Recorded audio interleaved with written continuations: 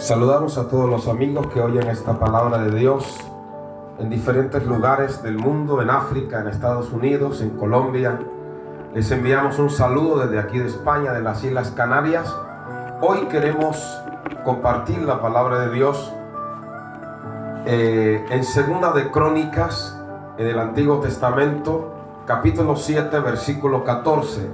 Hoy queremos predicar bajo el tema: la humillación es la puerta hacia la bendición.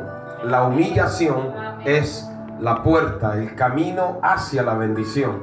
Estamos viviendo tiempos difíciles a lo largo y ancho de la faz de la tierra, donde cada día se oyen noticias estremecedoras de lo que está pasando a lo largo de las naciones. No hay nación que se pueda escapar, ya sea en mayor o en menor medida. En Australia, en África, en América, en Europa, estamos pasando por una situación muy terrible en cuanto al tema de la salud, pero nosotros sabemos quién es el que tiene el control de todas las cosas, y que Dios dice en su palabra: preguntadme a mí por lo postrero, preguntadme a mí por lo porvenir. Dios siempre tiene la respuesta a lo que está sucediendo.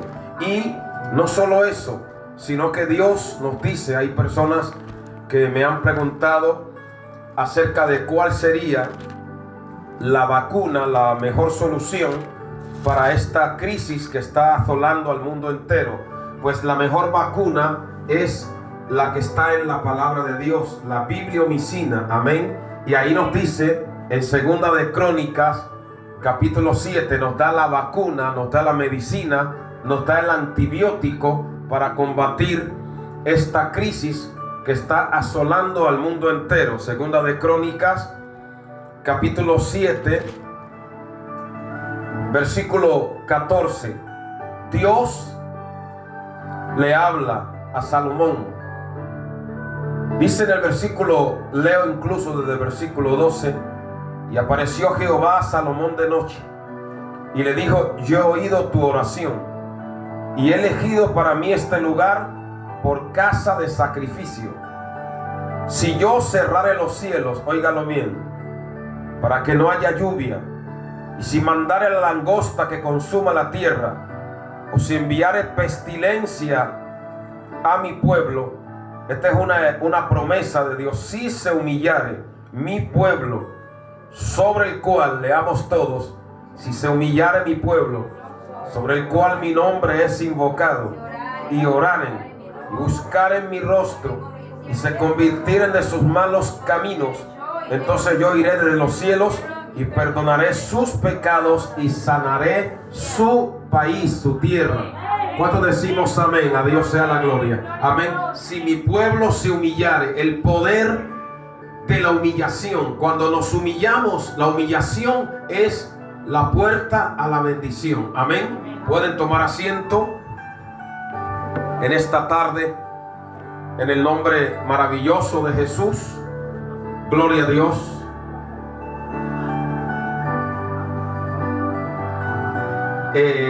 Como hemos dicho, esta respuesta de Dios viene a raíz de la oración que hizo Salomón. La oración de Salomón es una de las grandes oraciones, junto a la de Esdras, a la de Moisés y a la de Daniel en el Antiguo Testamento. Salomón le construyó a Dios un templo y hizo una oración, y le pidió a Dios que cuando el pueblo estuviera en calamidad, yo le invito a que usted, cuando pueda, lea la oración de Salomón. Él le pide a Dios que en los momentos más difíciles el Señor se acuerde de su pueblo, y que esa casa ha sido construida para Él, y que cuando vinieran los momentos difíciles el Señor abriera su oído, y que la oración que se hiciera a Dios desde esa casa fuera oída en los cielos. Hoy la casa de Dios eres tú, soy yo, somos nosotros.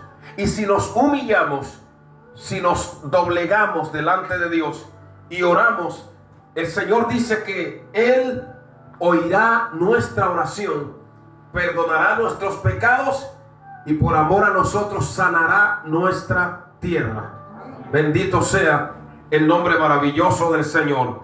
En esta oración, Salomón le dijo a Dios algunas cosas. Por ejemplo, en el versículo 33 del capítulo 6, dice: tú oirás desde los cielos, desde el lugar de tu morada, y harás conforme a todas las cosas por las cuales se hubiese clamado a ti. En el 34 dice: si tu pueblo saliera a la guerra contra sus enemigos por el camino que tú les enviares, y oraren hacia ti desde esta casa que tú elegiste, desde la casa que se ha edificado a tu nombre, tú oirás de los cielos su oración y su ruego, y ampararás esta casa. Y dice: y si hubieren pecado contra ti, pues no hay hombre que no peque. Versículo 36 del capítulo 6 de Segunda de Crónicas: y te enojares contra ellos y los entregares delante de sus enemigos, para que los tomasen y los lleven cautivos, y ellos se volvieren así a ti en la tierra donde fueren llevados cautivos, si se convirtieren y oraren a ti en la tierra de su cautividad, y dijeren: pecamos, hemos hecho inicuamente, dice la palabra, tú oirás de los cielos, versículo 39, desde el lugar de tu morada, la oración y su ruego, y ampararás su causa, y perdonarás a tu pueblo que pecó contra ti. Por tanto, siempre que el pueblo se humilla, está entrando por la puerta a la bendición. Cualquiera que sea la situación que uno se encuentre, cualquiera que sea la calamidad a la que uno se enfrente, siempre que uno toma la decisión de humillarse y de doblegarse delante de Dios, la puerta de la bendición está abierta. ¿Cuánto le damos a Dios la gloria? Y hoy quiero, entre otras cosas, mostrarles cómo a lo largo de la Biblia, gente que estaba contra la espada y la pared, personas o naciones que estaban en una situación bajo un ultimátum, se humillaron, se volvieron a Dios, y Dios fue propicio a ellos y bendijo su tierra. Y quiero hablarles del libro de Jonás. Vamos a ir al libro de Jonás, porque en el libro de Jonás hay una gran respuesta a la humillación y a la oración que el pueblo hizo delante de Dios. Libro de Jonás, bendito sea el nombre maravilloso del Señor. El libro de Jonás es un pequeño libro del Antiguo Testamento, y es un libro muy precioso porque nos habla de cómo Dios manifiesta su amor universal. Jonás es el único profeta del Antiguo Testamento a quien Dios envía como misionero a otra nación para hablarles del amor de Dios. Hubo profetas que estuvieron en otras naciones, como el caso de Elías, que fue a Sarepta pero se quedó en la casa de la viuda, como el caso de Eliseo. Amén. Pero Jonás es el único profeta a quien Dios le envía a predicarle a la nación más depravada y maligna que había en aquellos días. ¿Por qué? Porque Dios quería mostrar a través de Jonás la universalidad de su amor, que no solamente era el Dios de Israel, sino el Dios de las naciones. Para usted entender el contexto del libro de Jonás, yo le sugiero que lea la profecía que aparece en el libro de Nahum. Bendito sea el nombre maravilloso del Señor. Vamos a leer antes de entrar aquí en la explicación que aparece en el libro de Jonás.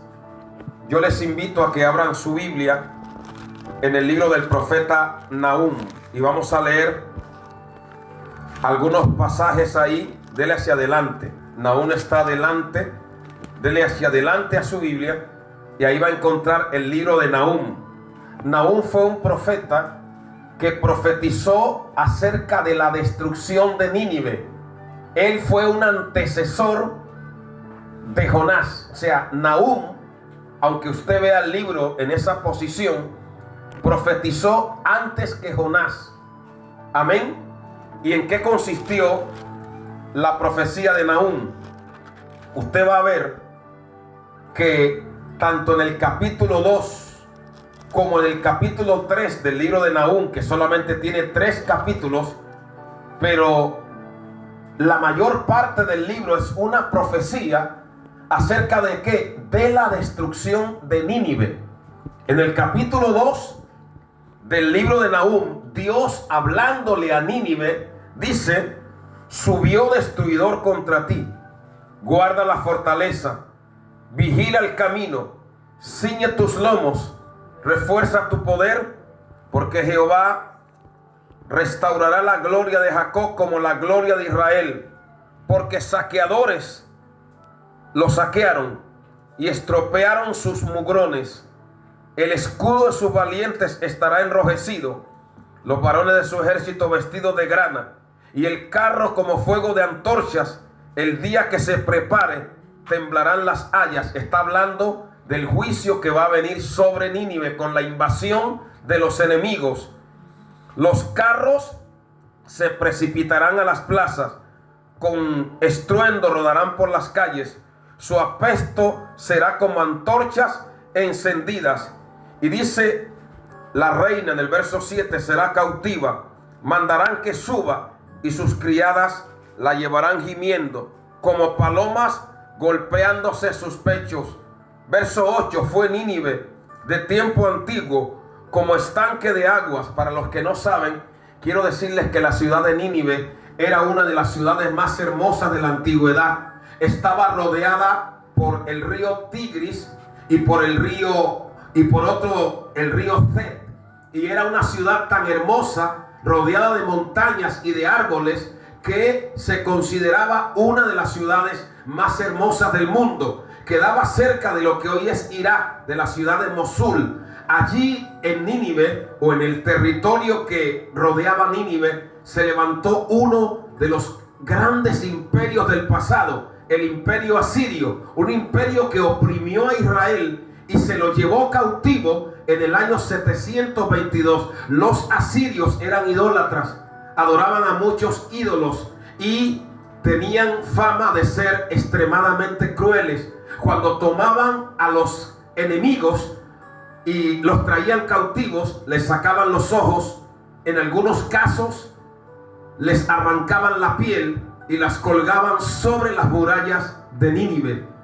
Así que por esa causa, cuando Dios envía a Jonás a que le vaya a predicar a Nínive, Jonás no quería, porque él sabía de la terrible crueldad que había en esa ciudad y en los asirios. Jonás no quería predicarles y él prefería huir, pero Dios quería mostrarle a Jonás que aún para con los más crueles y pervertidos e idólatras, Dios tiene misericordia. Amén. Entonces le estoy haciendo leer este pasaje para luego explicarle el por qué Dios envía a Jonás. Entonces, una de las primeras profecías acerca de la destrucción de Nínive aparece en el libro de Nahum.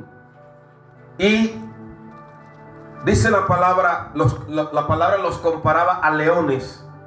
En el verso 11 del capítulo 2 de Nahum dice: ¿qué es de la guarida de los leones y de la majada de los cachorros de los leones, donde se recogía el león y la leona y los cachorros del león, y no había quien los espantase? Vamos a ir al capítulo 3, en la profecía sobre Nínive.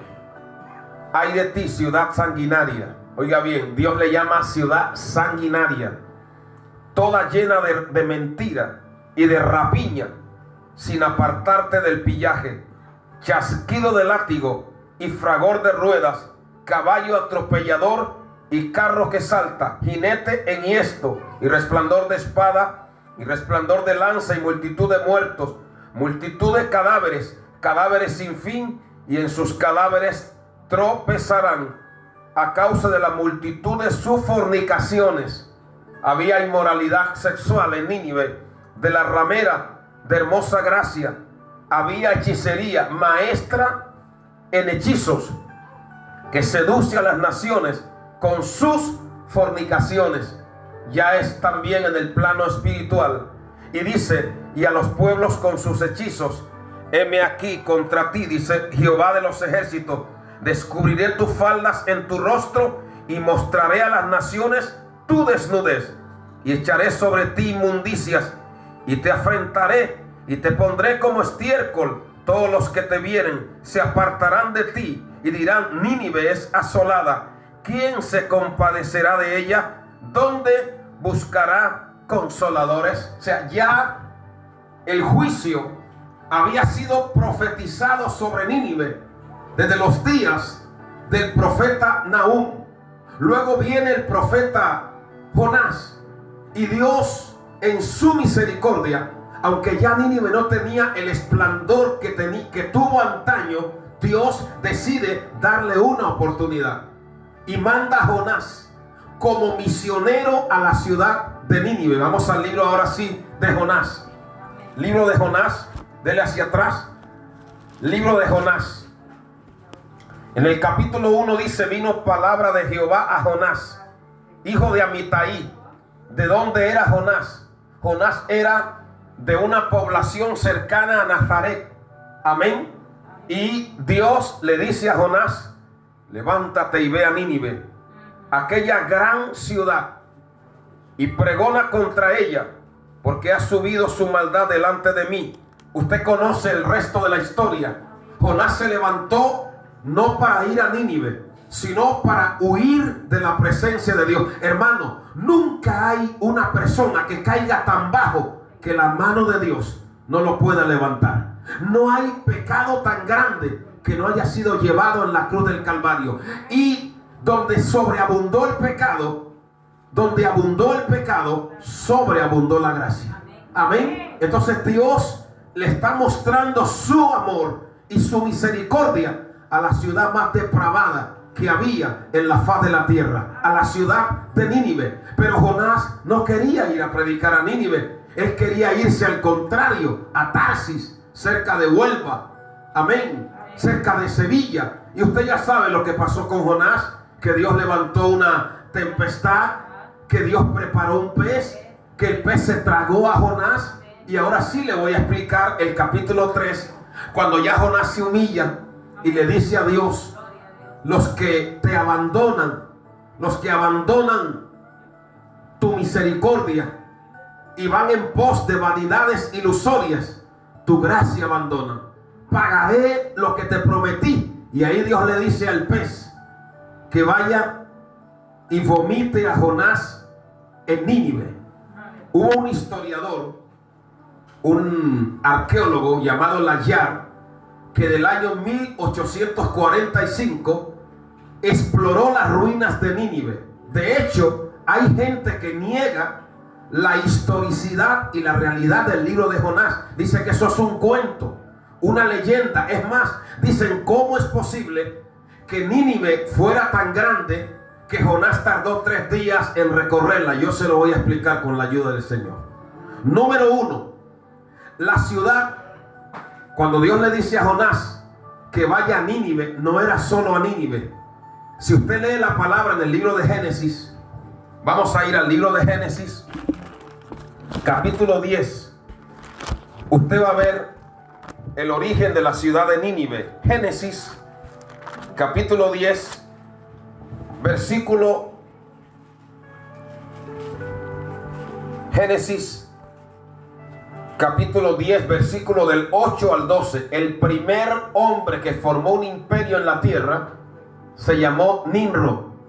Y Nimrod fue el fundador de la ciudad de Nínive.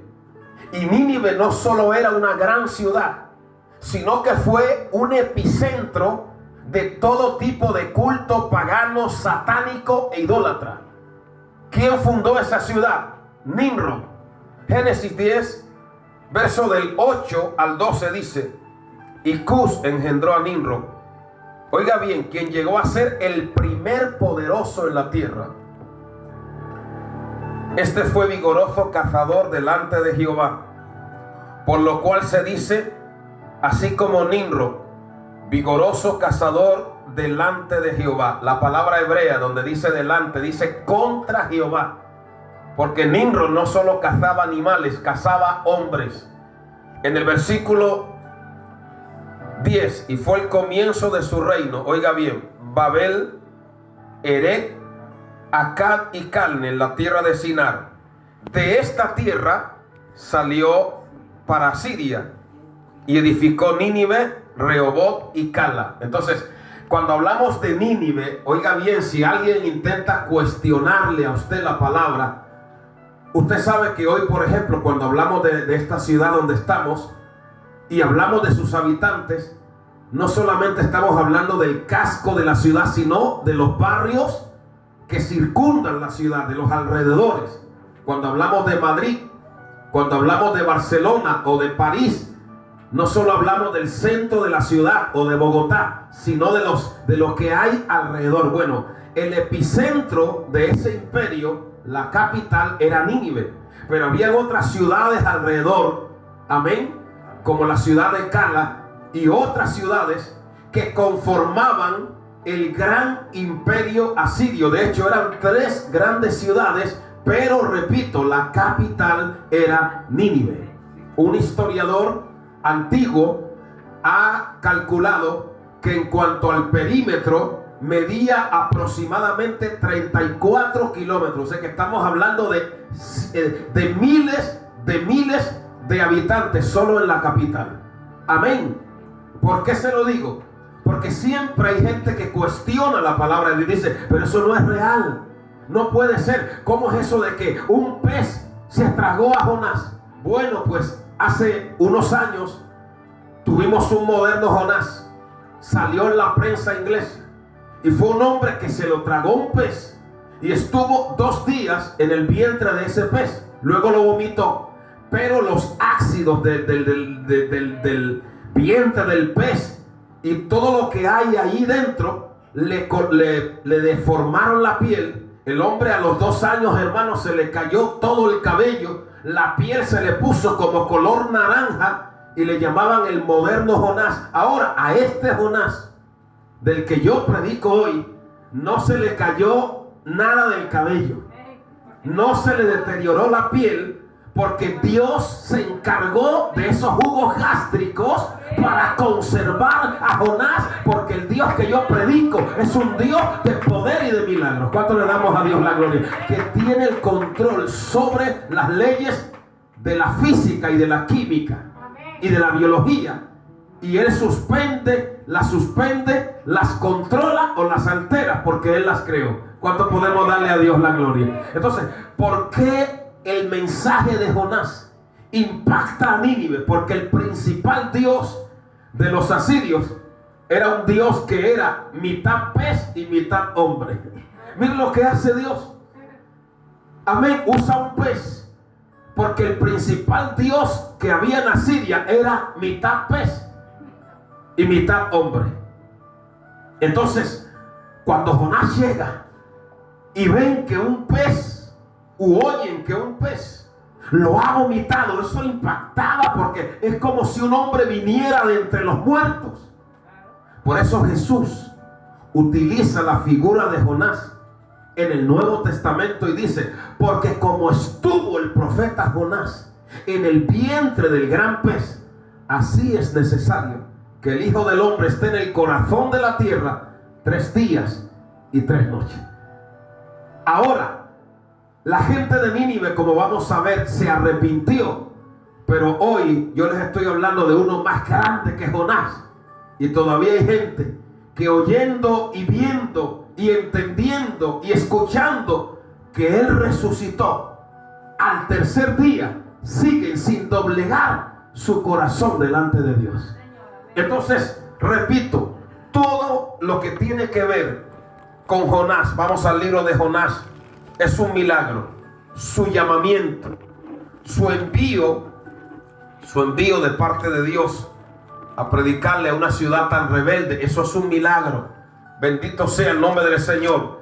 Ahora, en el capítulo 3, ¿cuántos están allá en el capítulo 3 del libro de Jonás? Bueno, dice, vaya leyendo conmigo. Vino palabra de Dios por segunda vez a Jonás, diciendo: levántate y ve a Nínive, aquella gran ciudad. Repito, gran ciudad, porque no solo era, amén, la ciudad de Nínive, sino que habían otras ciudades en derredor que formaban ese gran círculo, ese gran circuito. Amén. Entonces Dios le dice a Jonás que vaya a esa gran ciudad. ¿Y qué iba a predicar Jonás? Dios le dijo: y proclamarás el mensaje que yo te diré. Versículo 3. Y se levantó Jonás y fue a Nínive conforme a la palabra de Dios. Y oiga bien, y era Nínive ciudad grande en extremo, de 3 días de camino. Amén. Y usted dirá: pero ¿y cómo Jonás aguantó? Ya llevaba 3 días y 3 noches en el vientre de un gran pez, y de ahí salió a predicar 3 días y 3 noches. Llevaba 72 horas en el vientre de un gran pez, y ahora sale a predicar 72 horas.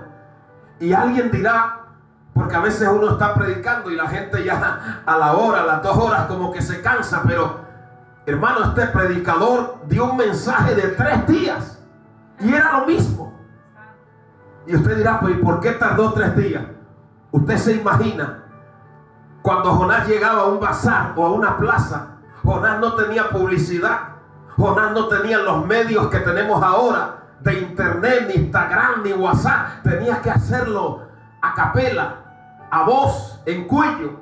Y cuando Jonás llegaba y la gente se aglomeraba, y Jonás les decía: dentro de 40 días Nínive será destruida. Y esa gente salía corriendo, y Jonás se iba a otro barrio, y Jonás se iba. Oiga, hermano, y de repente, y Jonás seguía caminando. O sea, no es que Jonás empezó a hacerlo a toda velocidad, no. Jonás se fue a un barrio, Jonás se fue a una plaza, Jonás se fue a otro sitio con el mismo mensaje: dentro de 40 días Nínive será destruida. Aleluya. Oiga, y cuando esa palabra llegaba, hermano, los corazones se estremecían. ¿Saben por qué? Porque dijeron: si ese hombre vino del mar, si Dios envió, el Dios en el cual cree, permitió que sobreviviera en el vientre de un pez, ¿qué no hará? Eso es real. Y eso llegó al corazón del líder, del rey de Nínive. Amén. Oiga, y cuando llegó la palabra al corazón, al oído del rey de Nínive, él predicó una parte que Jonás no predicó. Amén. El rey de Nínive, dice la palabra,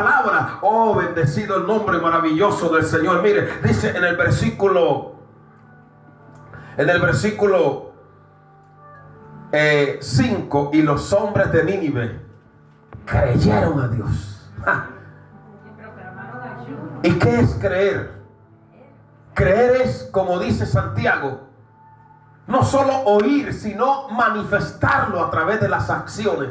¿Cómo se sabía que habían creído? Proclamaron ayuno, se vistieron de cilicio, de duelo, saco de humillación. Si mi pueblo se humillare, fue el versículo que empezamos, y desde el mayor hasta el menor de ellos.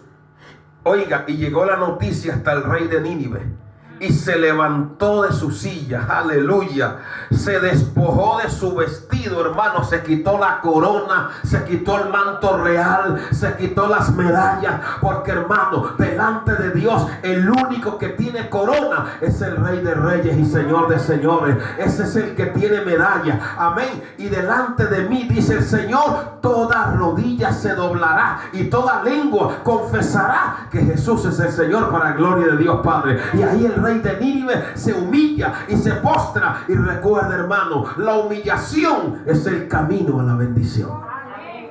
¿Cuántos pueden bendecir al Señor, hermano? Si los líderes de las naciones se humillaran en lo que está sucediendo ahora y se doblegaran, hermano, otra historia, aleluya, sería la que ocurriría. Pero ¿qué ocurre? Que se han olvidado del Dios de los cielos. Amén. Pero hoy Dios todavía sigue diciendo: si mi pueblo se humillare y oraren y se convirtieren de sus malos caminos, yo oiré de los cielos, perdonaré su pecado y sanaré su tierra. Y yo lo creo. ¿Cuántos pueden bendecir al Señor? Aquí hay un rey, el rey de Nínive, amén, que se da cuenta, porque humillarse es despojarse. Humillarse es lo que hizo el rey de Nínive, quitarse el orgullo. Humillarse es quitarle uno su corona y ponerla a los pies de Cristo. Humillarse es quitarse uno las medallas y ponerla a los pies de Cristo. Humillarse es reconocer que uno sin Dios no es nada y que sin la misericordia de Dios uno está perdido. Humillarse es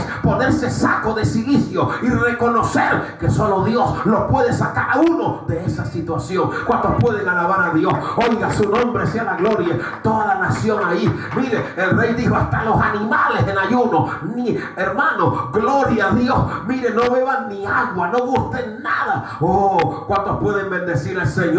Y mientras tanto, Jonás seguía predicando: en 40 días Nínive será destruida. Pero el rey de Nínive decía: vamos a humillarnos, vamos a volvernos a Dios. Quizás Él tendrá misericordia, quizás Él será amplio en perdonar. Y vio Dios vio lo que habían hecho los ninivitas y tuvo misericordia. Hermano, el juicio no vino en los días de este rey. Nínive fue destruida en el año 633. O sea, por la humillación de este rey, la ciudad pudo sobrevivir decenas de años, por cuanto ellos se humillaron delante de la presencia de Dios.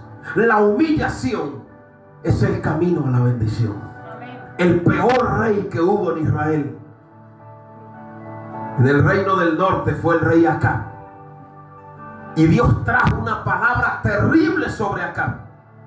Dios dijo: el que muriere de la casa de Acab, si muriere en el campo, los comerán los perros. Era algo terrible lo que venía sobre la casa de Acab, juicio. Pero cuando el profeta Elías, vamos a ir a Primera de Reyes, gloria a Dios. Primera de Reyes, capítulo 21. Bendito sea el nombre del Señor. Primera de Reyes. Mire lo que Dios habló acá. Primera de Reyes 21, versículo voy a pedir a la hermana Betty que lo lea, del 21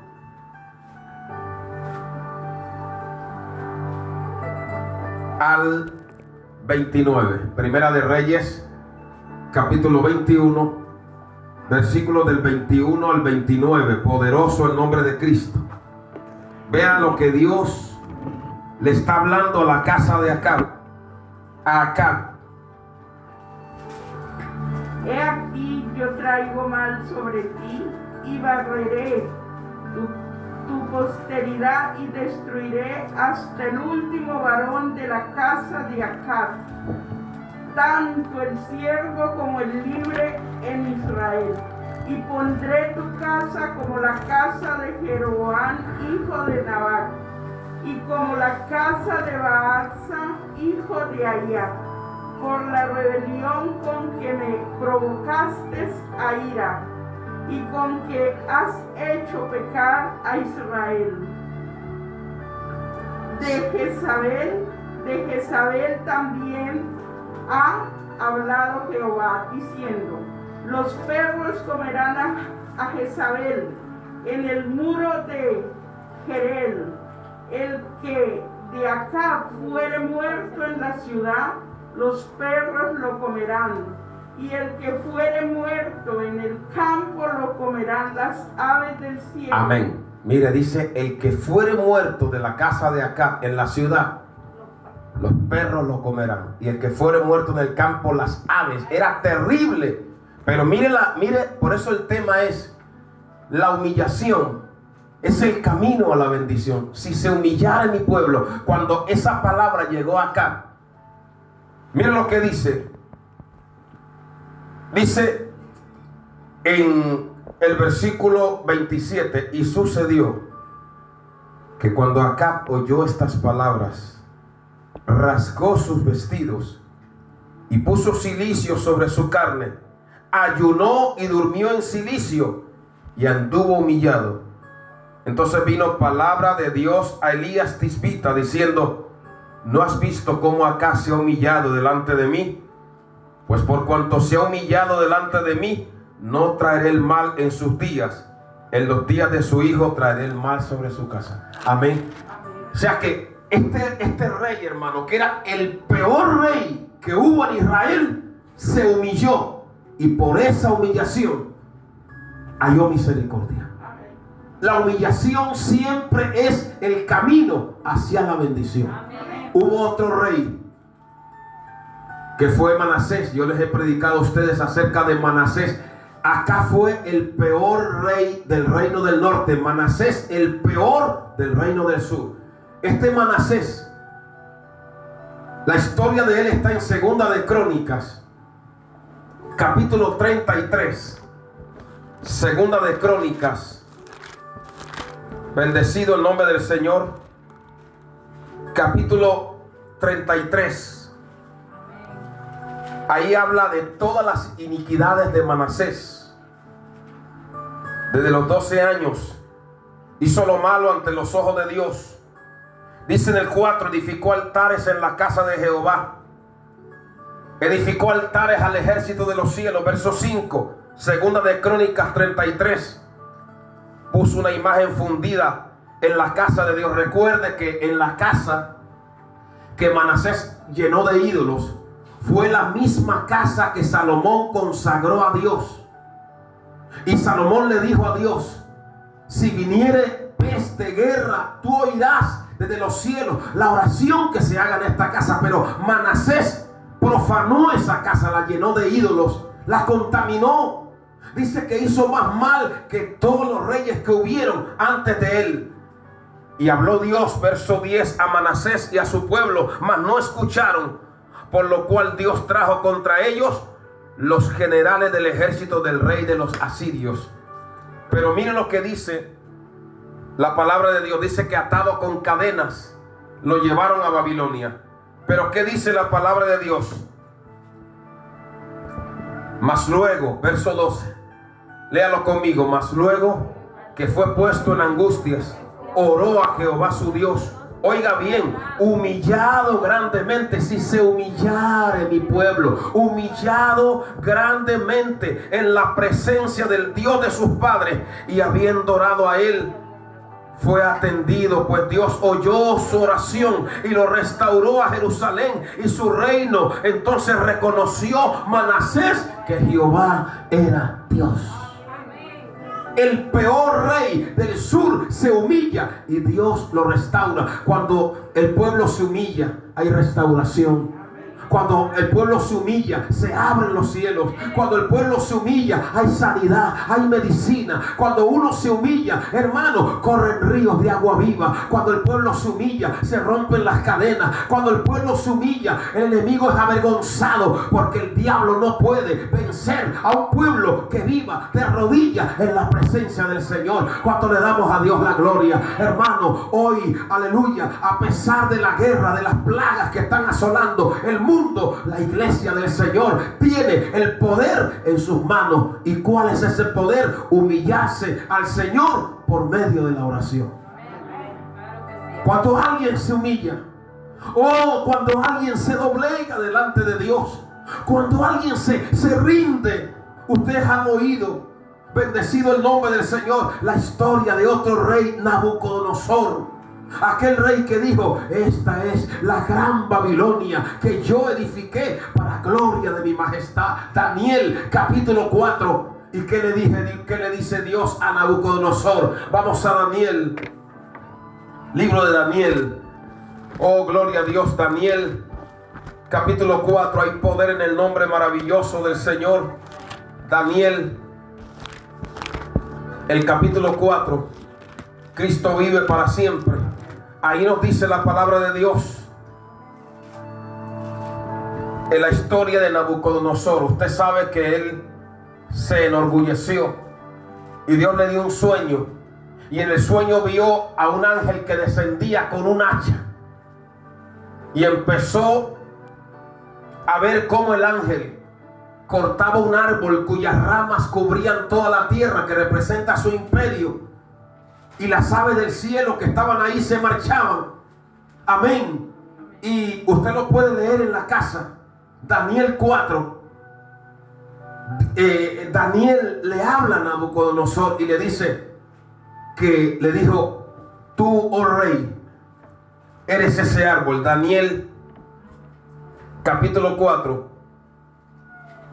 Y en el verso 27, Daniel le dijo: acepta mi consejo, tus pecados redime con justicia. O sea, humíllate. Le dice Daniel a Nabucodonosor: humíllate delante de Dios, haciendo misericordia, pues tal vez será esto una prolongación de tu tranquilidad. Pero se ve que él no se humilló. Y en el versículo 29 de Daniel capítulo 4 dice: al cabo de 12 meses, o sea, un año después, paseando él en el palacio real de Babilonia, dijo: ¿no es esta la gran Babilonia que yo edifiqué para casa real, con la fuerza de mi poder y para gloria de mi majestad? Mire qué arrogancia. El yo: no es esta la gran Babilonia que yo edifiqué para gloria de mi majestad. Aquella soberbia. Y mientras él hablaba, dice, aún estaba la palabra en la boca del rey. Verso 31. Cuando vino una voz del cielo: a ti se te dice, rey Nabucodonosor, el reino ha sido quitado de ti, y de entre los hombres te arrojarán, y con las bestias del campo será tu habitación, y como a los bueyes te apacentarán, y 7 tiempos pasarán sobre ti, hasta que reconozcas que el Altísimo tiene el dominio en el reino de los hombres, y lo da a quien él quiere. En la misma hora se cumplió la palabra sobre Nabucodonosor, y fue echado de entre los hombres, y comía hierba como los bueyes, y su cuerpo se mojaba con el rocío del cielo, hasta que su pelo creció como plumas de águila, y sus uñas como las de las aves. Oh, pero yo estoy diciendo, hermano, que la humillación es el camino a la bendición, a la exaltación. Una persona puede hasta haber perdido la mente, puede estar en una cárcel o en un manicomio, pero si levanta la mirada al cielo y se humilla, poderosa es la mano de Jehová para levantarlo y restaurarlo y devolverle la cordura. ¿Cuántos pueden alabar a Dios? ¿A cuántas personas usted ha oído que Dios sacó de la droga, sacó de las cárceles, sacó de manicomios, y hoy son hombres y mujeres que dan testimonio de las maravillas de Dios? Porque cuando la persona se humilla, el poder de Dios, la mano de Dios lo levanta, porque Él levanta al pobre del muladar y lo hace sentar con los príncipes de su pueblo. Este Nabucodonosor, que había sido soberbio, se paseó 7 años con las bestias. Se cree, amén, que tenía una enfermedad que se llama licantropía o boantropía. Se creía un buey o se creía una bestia, amén, y se paseaba, amén, y comía hierba, probablemente una boantropía, y comía hierba. Pero en medio de esa hierba, un día levantó la mirada al cielo y dice aquí en Daniel capítulo 4, oh gloria a Dios, Daniel 4:34: mas al fin del tiempo, yo, Nabucodonosor, alcé mis ojos al cielo, y mi razón me fue devuelta, y bendije al Altísimo, y alabé y glorifiqué al que vive para siempre, cuyo dominio es sempiterno, y su reino por todas las edades. Todos los habitantes de la tierra son considerados como nada, y Él hace según su voluntad en el ejército del cielo y en los habitantes de la tierra, y no hay quien detenga su mano y le diga: ¿qué haces? En el mismo tiempo mi razón me fue devuelta y la majestad de mi reino y mi dignidad y mi grandeza volvieron a mí, y mis gobernadores y mis consejeros me buscaron, y fui restablecido en mi reino, y mayor grandeza me fue añadida. Los mejores años de la vida de Nabucodonosor fueron los últimos 17 años de su vida que él vivió, porque él se humilló y Dios lo bendijo y lo restauró, porque cuando hay humillación hay bendición. ¿Cuántos pueden adorar al que vive para siempre, hermano? Yo me he enfrentado a batallas terribles donde me he dado cuenta que lo único que tengo que hacer es humillarme delante de Dios, como Daniel, cuando sus enemigos lo atacaban y él abría su ventana y estaba ahí humillado delante de Dios. ¿Y sabe por qué he aprendido que la humillación es el camino a la bendición? Porque mi pastor, el pastor de pastores, el rey de reyes, el señor de señores, Jesús, el Hijo de Dios, Filipenses capítulo 2, no estimó el ser igual a Dios como cosa que aferrarse, sino que se humilló hasta lo sumo y tomó forma de siervo. Amén. Y fue hasta la muerte, y muerte de cruz, por lo cual Dios lo exaltó hasta lo sumo. Se humilló hasta lo sumo y ha sido exaltado hasta lo sumo, para que toda lengua y toda rodilla confiese que Él es el Señor, para gloria de Dios Padre. ¿Cuántos pueden adorar a Dios, hermano? Cuando uno se humilla, el Señor lo bendice. Cuando uno se humilla, el Señor pelea por uno. Cuando uno se humilla, Dios lo levanta, Dios lo restaura, Dios va al frente. Oh, hermano, las naciones son bendecidas cuando hay líderes en esas naciones que se doblegan y reconocen que Jehová es Dios. ¿Cuántos pueden adorar al Señor? Yo voy a terminar con una historia muy conocida. La historia del rey Ezequías en Isaías. Isaías capítulo 38. Hay poder en ese nombre maravilloso, el nombre de Cristo. Isaías capítulo 38. Oh, gloria a Dios. En aquellos días Ezequías se enfermó de muerte. Oiga bien. Y vino a él el profeta Isaías, hijo de Amós, y le dijo: así dice el Señor, ordena tu casa, porque morirás y no vivirás. Entonces, amén, si hubiera sido una persona que no conoce a Dios, se hunde con esa palabra, porque no se la había dicho un cualquiera, era un hombre de Dios. Ordena tu casa, porque vas a morir.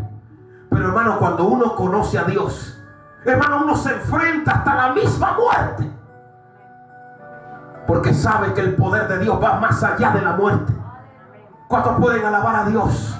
Y aunque él le dice a Ezequías: vas a morir, Ezequías dice: un momento, esto es lo que él me ha dicho, pero yo voy a ver qué es, a ver si de alguna manera yo me humillo y algo sucede en el cielo, porque él conocía el pasaje que dice: si mi pueblo se humillare, sobre el cual mi nombre es invocado, yo oiré de los cielos y perdonaré su pecado, sanaré su tierra. Él ya no se podía mover, pero la oración de él sí se podía mover. Y dice que volvió su rostro a la pared, empezó a llorar y dice: oh, como dijo el gran predicador Spurgeon, la oración líquida. Acuérdate, Señor, aleluya, que mire, Salomón dijo que si tu pueblo fuese a la batalla o fuese a la guerra o estuviera enfermo y oraran, tú oirás de los cielos y sanarás su tierra. Él ya no podía ir al templo, pero ahí donde estaba era casa de Dios. Ahí en su cama el Espíritu Santo vino sobre él y lo inspiró a orar. Oh, cuánto le damos a Dios la gloria. El que ora, ora en la cama. El que ora, ora de rodillas. El que ora, ora sobre un puente o debajo de un puente, en un coche, y si le cree a Dios,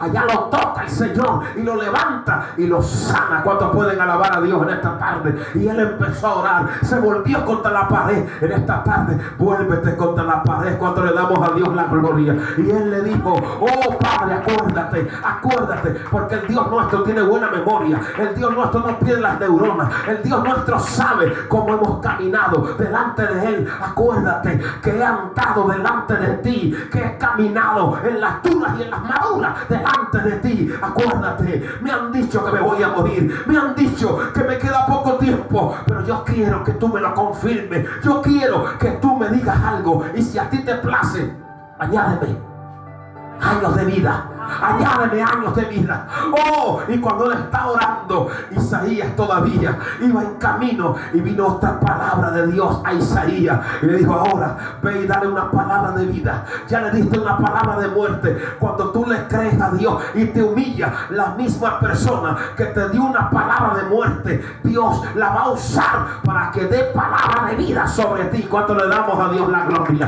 y se vuelve. Oh, y en esta hora todo se vuelve. Cuando le damos a Dios la gloria, todo se vuelve en el mundo invisible. En el nombre de Jesús, no importa, lo que era muerte se vuelve vida, lo que era caos se vuelve orden, lo que era un desastre se ordena. Y ahí donde alguien te dijo y oyes esta palabra que predico, que vas a morir, ahora decreto y desato la vida de Dios sobre ti. Ahí donde te encuentras, recibe la vida, porque hay poder a través de la humillación. Oh, denle un aplauso al Dios de la gloria. Oh, ¿cuántos pueden alabar a Dios cuando el pueblo se humilla? Si mi pueblo se humillare, se rompen las cadenas, se va la frialdad. Si mi pueblo se humilla, hay fuego. Si mi pueblo se humilla, hay nuevas lenguas. Si mi pueblo se humilla, hay bendición. Si mi pueblo se humilla, se convierten las almas, se rompen las ataduras. Si mi pueblo se humillare. Oh, ¿cuántos queremos humillarnos al Señor?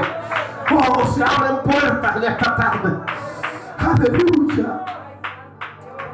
Oh, gloria a Dios. Póngase de pie, hermano. Póngase de pie, vamos a orar. Padre, en el nombre de Jesús, te adoramos, Señor eterno. Te bendecimos, te damos gracias, Dios, por esta palabra poderosa, Señor. Padre, en el nombre de Jesús, seguimos clamando en esta tarde por cada vida, por cada